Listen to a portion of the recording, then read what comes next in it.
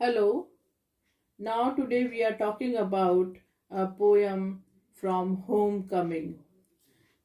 The poem from Homecoming is written by Rajgopal Parthsarthi, a modern Indo-Anglian English poet, critic, professor, and editor. R. Sarthparthi was born in 1934.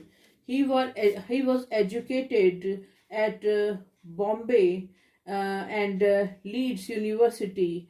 He is a member of advisory board of English of the National Academy of Letters, New Delhi. He is regional editor of Oxford University Press and is stationed at New Delhi. He edited 10-20 century Indian poets, which was published by Oxford University Press in 1976. Earlier, he was co-editor with J.P. Haley of Poetry from Leeds, 1968. His poems have been published in many prestigious journals and literary magazines. He wrote a long poem, Rough Passes, over a period of 15 years. This poem has three parts: exile, trial, and homecoming, which are subdivisions into several sections. The third part, homecoming, explores the phenomenon of returning to one's home. The 12th section of the poem from homecoming is prescribed for us. Now we directly come to the poem. In this extract from Homecoming, Parthsarthi talks about a man who is incapable of writing a single line of poetry. He failed miserably as a creative writer but became a teacher critic.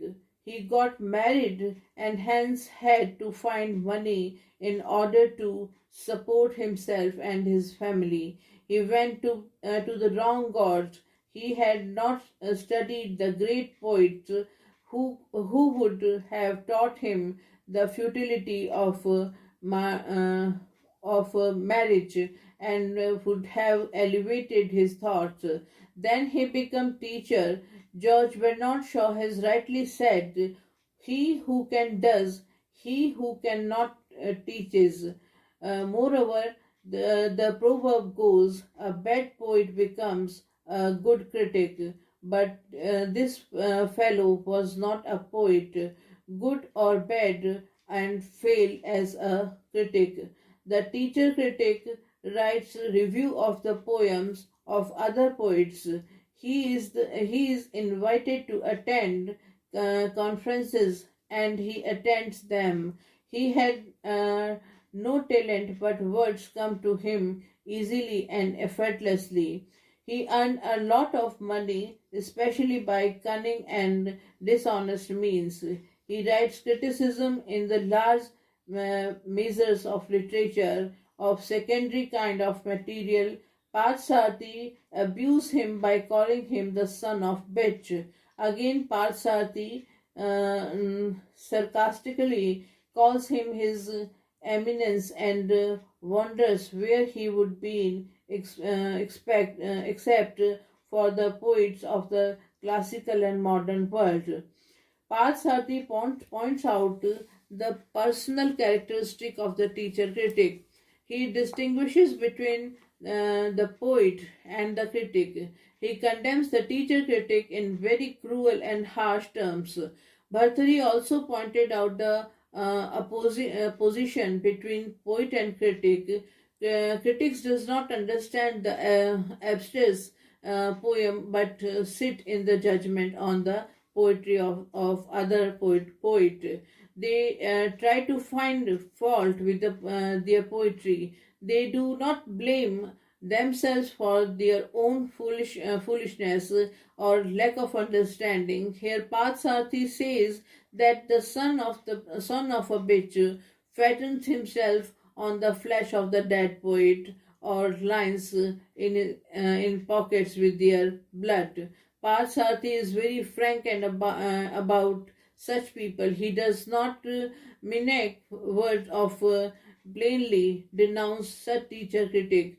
Parthsarathi voices the opinion of the ancient Sanskrit poet Bhartari in his poem. The poem is written in free verse, hence there is no rhyme scheme in it. Such teachers' critics are found in large number of numbers. They pose to be learned, but are really hoax. The only aim of life is money making by pretending scholarship.